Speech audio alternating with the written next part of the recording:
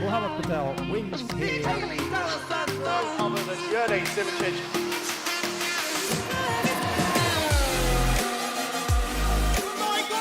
Oh, he's done it! Look at these two go! He's going to do it! His first victory!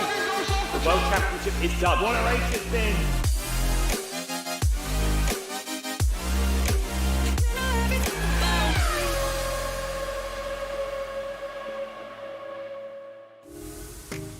We return again to the land of the rising sun, a fantastic track for racing that has seen its fair share of drama both in the real world and the virtual. It's a staple of our calendar. Rd.3, the three-time world champion, has won here the last 2 years in a row, and it's a location which has seen fierce battles, including the three-way fight for the win back in 2019, where Gosby took the victory ahead of Belyak and Simracing that were second and third, and all three of those were separated by less than a tenth of a second. On the western side of the Issei base, it's the city of Suzuka, and up in the hills around the city sits this wonderful racetrack. Matsusaka, as it's known here, is a circuit which provides its challenges in a whole host of ways, from setting up the long straights as well as the twisty corners, to the lack of runoff, and potentially the weather getting involved as well. Who knows what we'll see today, as it's time for round 3 in the Formula SimRacing World Championship as we head to the Japanese Grand Prix, brought to you by our broadcast partners at VCO, with thanks to our sponsors Masita Esports, SimLab and 3D Wrap. The commentary booth today has myself, Lewis McGlade, Ewan O'Leary alongside, and Cameron Roger down in the virtual pit lane. Felix van Delft manning the broadcast, of course, and Ewan, a 1-2 for the Oracle Red Bull Racing Esports team at Malaysia. We know they're getting stronger, but NetRex, surely this is the time where they've got to bounce back. You certainly think so. They certainly have to at this stage. I feel like, though, for them, it was very ominous, the fact that Red Bull got that 1-2 last time out. Because let's not forget, Alex Siebel did not exactly have the cleanest race you've ever seen. He did get tipped around at one moment, and he was still able to clean up with second place. I think that's quite ominous for the field, how strong Red Bull looked a couple of weeks ago in Malaysia. Here this time around in Japan, are we going to see something similar? Not entirely sure, but it's going to be another race of frills and spills, and I'm very much looking forward to it. Yeah, a great season that we've had so far, of course. Over 2 rounds, so we can only really take a few things. We've had 2 different winners. Colin Spork winning that first race of the season, and Dennis Jordan winning the second race at Malaysia.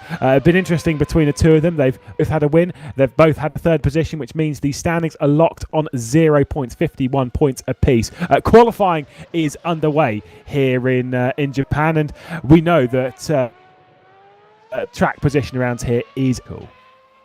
It is, indeed. There's not much runoff, as you mentioned earlier on. There's not much in the way of... well, there is a couple of straights, I suppose, but there's not really big braking zones and big, obvious corners afterwards, which is the problem. And so that might play into the hands of those who qualify quite well here.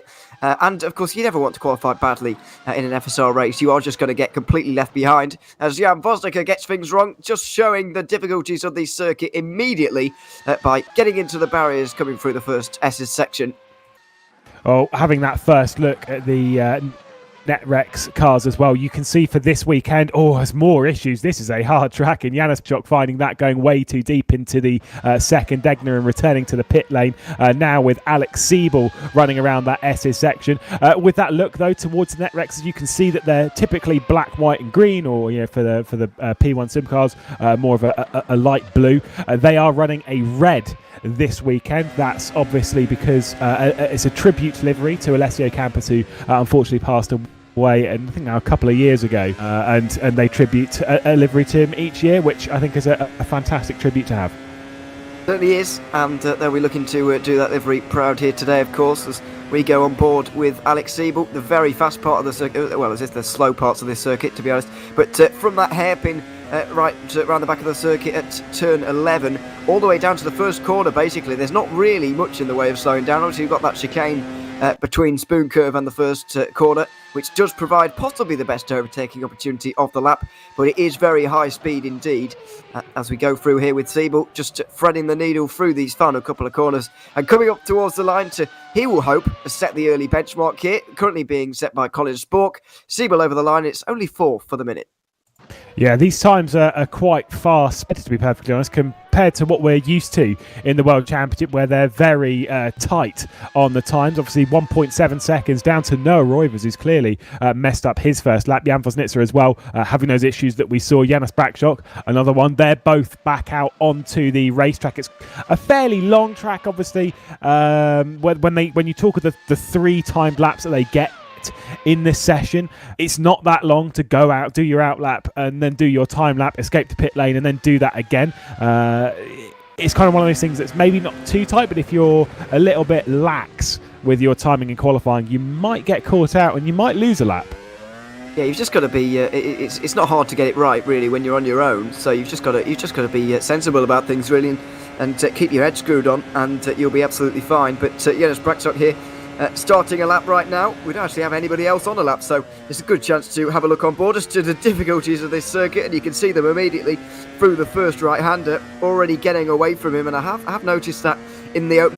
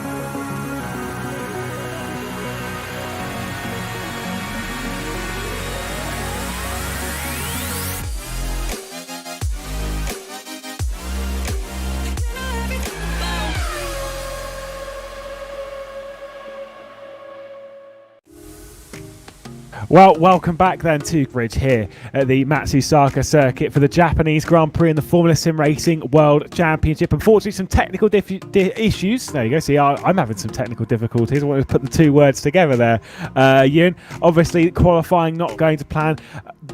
Race control at the moment, just trying to figure out how they're going to piece this one together right now, and we'll keep our fingers crossed through the race and such. But obviously the idea would be to restart qualifying and get straight back out there in the race and hope that nothing happens again. Yeah, I think that's the plan. I don't really know. They're currently discussing about what to do, and hopefully we'll get to qualifying pretty soon, and then we can get to the race, and we'll hopefully enjoy that. But yeah, just a few issues, if you like. Thank you, mate. You're welcome. Are we going to make that a thing now? Yeah, I actually might. But nice. So there we are. Enjoy that. But no, yeah. Hopefully qualifying coming up soon. It's just mean though, because all the things that I say about you, I can't say on air. That is true. Yeah, we will get in trouble for that. I'm going to basically restart the session, but I'm going to keep the railroad, so the server itself will quickly restart, but don't leave. You can stay where you are. You'll just reload. Absolutely no idea if that went out on air, but Cameron Roger was just telling us that they are going to restart the session and keep the railroad in its place. So fingers crossed on that one. Of course, we no longer have Cameron Roger down at the pit lane. He's had to rush off, obviously, to deal with all of this, trying to get everything sorted and understandable. Hopefully we'll hear from him as the race goes on. Ewan, this was a race that people were expecting to be moist, shall we say. There was expectations this was going to be a wet race. I was told this morning that it was a very high chance of wet. Now I'm told that the clouds have kind of moved off. They're far away from the circuit, about 50 kilometers away now. That rain path has gone that way, so it's not really something we're potentially going to have to deal with today. But it's still, the threat is there. The threat is there, and I think it's going to be looming large in the minds of everybody heading forward in this championship, because it's not really been a thing for the last few years. It's not been a factor that you've even had to think of. It's not even been possible. But the fact that it is this season, I think, will start to linger with some people. Obviously, we don't know what circuit's going to be in what order coming forward in this season as well, which doesn't help. But I'm kind of glad, to be honest, that we don't have weather here today, because we've already seen how difficult these guys are actually finding it out there on the circuit. We were live for about 3 minutes in qualifying. We saw 2 spins, which is more than you'd normally see in a World Championship qualifying session, and we were only there for the first lap. So I think, yes, I'm kind of glad that it's not raining, because it would make a very tricky day even worse. I mean, I love driving in the wet. I love a wet race when it's me behind the wheel. And typically, in some platforms, in some styles of racing, I like watching a wet race. I mean, I love watching a wet race in real motorsport, but how it is in rFactor 2 and how the wet weather can be, sometimes it can be, obviously in cars like this, extremely difficult, as wet weather should be. I mean, obviously, but you know, some people don't have like the wheels and stuff with the tactile feel, with the direct drive force feedback and stuff to really tell you what the car's doing. And so in those wet weather, when the car starts to snap, it can be quite hard to catch it in the right way and sort of carry on. That's why we see so many issues running through not only the qualifying session, but we would see in the race if it was raining as well. And you tend to find that races in the wet tend to be, at least in this, very much like a single file affair. Everyone sat kind of comfortably and struggling to make moves and such. And there is a style of racing about it that I quite enjoy as a driver, like dealing with the pressure. As watching sometimes is not the most entertaining. You're literally just watching people fall off the road. Well, yeah, that can be entertaining too. Yeah. Especially in sim racing, now that we know that nobody's in danger, which is a good thing. But yes. To be honest, the one thing I have really enjoyed about this season so far, and I'm pretty sure I said this last season until everyone figured out what the right strategy was, and then it got a bit same. But the different strategies throughout the race is not really a thing in wet weather, because obviously you don't have different wet tyre compounds. That would just be a bit strange and somewhat dangerous. So we don't have that. The dry weather means that we can have different strategies going on. Yep. And I think it's going to be especially important today, because track position is going to be so important, like it would be in the wet weather, I suppose. But that element would kind of be removed if there was rain. But thankfully, in some ways, it's kind of got away. We're very unlikely to see it, and we'll have to wait until further on in the season to see a race like that. I do feel like we're going to see it at some point this season, even if only briefly. It must turn up at some point. I've got no doubts. I'm trying to think of the last wet race we had in FSR. Certainly wasn't last year, or potentially in the last couple of years. Well, the year before, yeah. There was definitely a few wet races to start. I believe it was 2017. We're going to hear from Cameron Roger here. Let's have a chat. All right, guys. So what we're going to do is we're going to basically rerun the session. But the lap times that were set previously, we have them because we still have a log file. So we're going to basically just combine 2 sessions effectively. So the lap times that were there will count. So obviously we will then combine them and then let you know in the warm-up what it is going to be. Well, there we go. So we're still, that lap that has been done will be like, oh yay, I got a good lap in. Other drivers, Jan Vosnitzer, Janis Bakchuk, who had those issues in qualifying, still have those issues. And that can be a bit of a problem as Cameron Rogers storms off in a huff. I think he forgot he wasn't with them. Yeah, no, I agree. I think he left race control to join us and then went, oh, hang on. Oh, yeah, these are not the people I want to be talking to. What do these idiots know? So he's got again to converse again. What does combined mean? Do they mean that if they can't go quicker in this next session, then that one that they had will stand, or they'll combine the two, as in add them together? I don't know.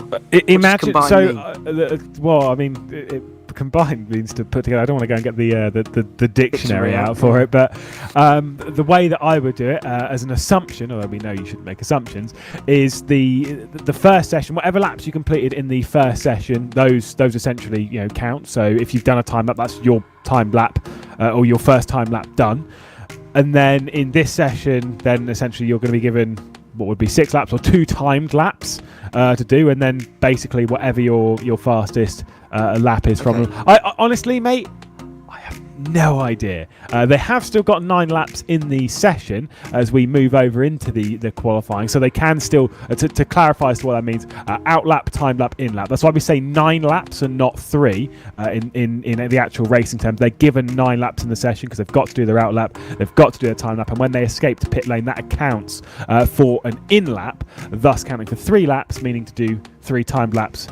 You have to do 3 laps per stint, so 9 laps in total. There we go, we're all smart now. You were speaking about getting an abacus out yesterday. Was I? I think so. Was it yesterday or the day before, or it could have been weeks ago, I don't know. I barely know what I'm talking about, mate. This weekend has felt like it's gone on for about a week, to be quite honest. It's been quite long, but no, yeah, it might have been me. I don't know. But yeah, thankfully we've got cars on the circuit again to look at and keep us sane, which is a good thing. So yeah, hopefully we'll let the clever people deal with who's going to be where after this qualifying session, and which time is going to be used and what form that is going to be and whatever, and yeah, we'll just focus on the driving and the action on track, because that's what we're here to do. So yeah, the session getting back underway, and I can't imagine it's been in too much of a disruption for them, really. That these guys are generally pretty good at stopping, starting, and picking things back up when they need to. So yeah, I think this stoppage will cause almost no issues at all for them, to be quite honest. As far as I'm aware, the first qualifying session that we had before the red flag, it was Colin Spork that was on pole position with a 26.819. That is still, as far as we're getting from race control, that is the time to beat. If anyone wants to get pole position today, they must beat the 26.819 that Colin Spork set. Liam DeVal, Dennis Jordan, second and third. Liam DeVal's time was a 27.090 and Dennis Jordan's was a 27.211. Mitchy Hoyd did a 27.406. I'm not going to read through everyone's lap time. This is all on race-view.com. There are results on there at the moment from that qualifying session once you find the FSR server, but we'll see. The first lap of this qualifying session as Adam Rainey comes out of the final corner and runs down towards turn 1. It is an incredible downhill this year. And I don't know, the camera never does it perspective in the sim. You never really feel how downhill it is, but she's steep. It is quite steep, and it's very undulating, this circuit, as we talked about earlier on. We always talk about the crest over here at Dunlop as well. We're about to see the next left-hander. You can see it ramping up there. Well, you can't really see it because it's on a TV screen, but you know what I mean. It's quite bad, and so when the car gets light over there, you do need to watch yourself. But it also doesn't really help when you're going down towards turn number 1 and it's downhill. First of all, you go in with more speed, obviously because of gravity, than you would if it was just an airfield kind of circuit. But also, it kind of takes a bit of weight off the rear as well when you're coming in with that kind of speed, and you're kind of on the front a bit. So, excuse me, it doesn't really help you balance going through the first couple of corners. But that's exactly what an undulating circuit. That's the kind of challenge that an undulating circuit like this one brings, and that's why generally drivers tend to enjoy these more undulating circuits, because they're more challenging for the most part. Say that, but most people that I speak to genuinely don't like this track, and I always think, why? I love this track. I only don't like it because it's just too hard for me, to be honest. I'm just not good enough to drive it, really. But if I can imagine, if you were very talented in a nice car, nice setup, nice conditions, it would be very very tasty indeed. Yeah, great. It is, for me, a great track. Colin Spork, though, return. There you go. Instantly, that pole time has fallen by the wayside as it's a 26.781. So he's already gone faster than he did in the previous session, right up to speed. The lap we're on board with from Adam Rainey is good enough for 7th at the moment. He did miss the second apex at Spoon, just struggled to get the tyres back over to the left-hand side, which is such a common problem at Spoon. But you do lose a couple of tenths from doing so, because it's such an important run on that backstretch down through 130R. Noah Roy across the line, moves up into 5th position. Obviously, a reminder that this session is a private session, so they are on the track by themselves, so none of this rubbish excuse of he blocked me on that lap, it's any of like that. No, just go out there and just do the lap yourself, mate. Yeah, absolutely. That's well, it's got its advantages and disadvantages, I suppose, hasn't it? But it just allows everybody to focus on their own sessions, and that's what they'll be doing right now. Spork's been very, very quick, though. As you mentioned, he was better in the first qualifying session, if you can call it that, through the first cycle of laps. But he's already gone better here, and you can imagine he's going to continue to get better. Both Red Bulls quite a long way down. Dennis Jordan 13th. I can't remember the last time I said that, because he is always right up towards the front from the very start of these sessions to the very end. But that is not the case with that lap time. The thing is, though, is that based on the previous session, his lap, and this is the thing that we kind of got to remember, and this is where we'll definitely falter through this qualifying session. Yes. In the previous session, he did do a 27.211, which, to clarify as to where I'll put him in this session, it would put him technically 3rd, although actually 4th, because Liam DeVal also went faster. So again, this is very confusing. So we're just going to hope that everyone goes much faster in this session than they did in the previous one. Everyone sets personal bests, and we don't have to worry about it. But it is going to be a little bit hard to follow. So obviously we'll get you the starting grid once we come back from the legendary Michi Hoyer hot lap, of course, as Jay Danahan comes through the final corner. You also notice a couple of new names on this list in the form of a new team for the Formula SimRacing World Championship that we've got joining us. It's the Super Venturi. It's where Liam DeVal, we've seen Liam DeVal race in the Formula SimRacing World Championship, but Super Venturi racing in this round, and Jan Grankvist, who's in that 2nd position, that is a driver for that squad. So clearly jumping into the World Championship and looking very strong, although we know Grankvist is pretty strong based on his pro record.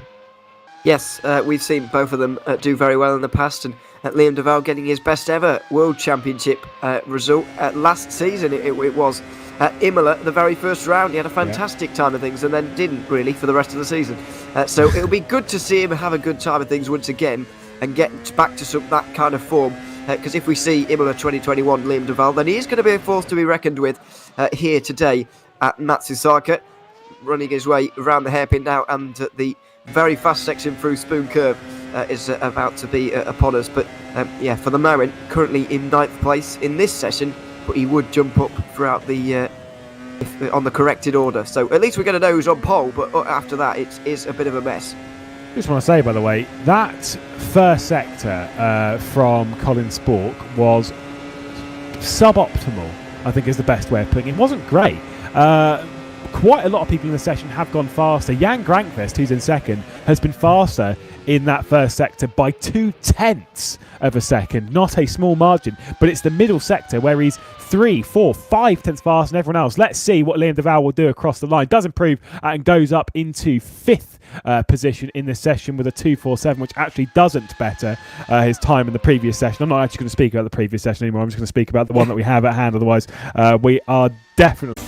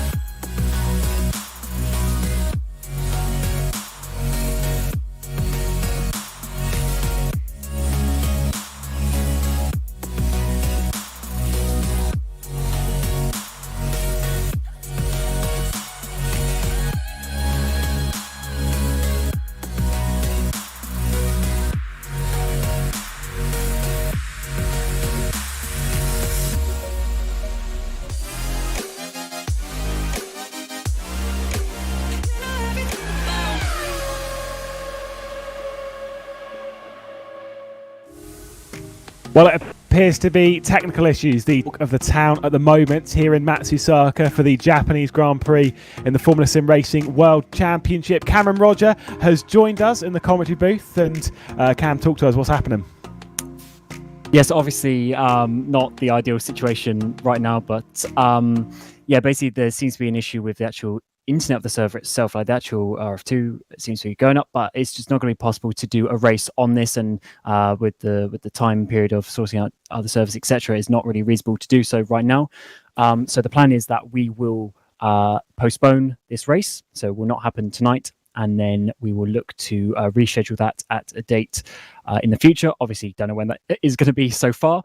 We'll have to discuss that and let you know. But yeah, unfortunately, this specific race isn't going to be able to happen tonight, and we will do our best to inform you of that as soon as possible when we can get this Japanese Grand Prix for the World Championship. Obviously, we've had a couple of good races this afternoon. It's just a shame that this one couldn't go ahead. Well, there we go. A word from the president himself, Cameron Roger, to explain to us what's going to happen. And we won't take up any more of your time. Of course, you can join us on all forms of social media at Formula Sim Racing, all over the place on Facebook, Twitter, and Instagram. And you can get up to speed there as to what's going to go on and what the plan will be for the future. Either way, we will still return, regardless, in 2 weeks' time for round 4, what will be now round 3 of the Formula Sim Racing World Championship. Unfortunately, Felix van Delft's not quick enough to make a graphic for that in the Swift time, and we'll discuss in future as to what the plan is. Please join us then, and we'll see where we're at. Big apologies, of course, from all of us here at FSR to all of you who have joined us this evening. And a massive thank you still to our broadcast partners at VCO and our sponsors in Masita Esports, SimLab and 3D Rap. I've been Lewis McGlade, Ewan O'Leary's been alongside, and Cameron Roger has jumped in every now and then when he wasn't putting out fires on server issues. And Felix van Delft has brought you this fantastic broadcast today. Until next time, have a very warm goodbye.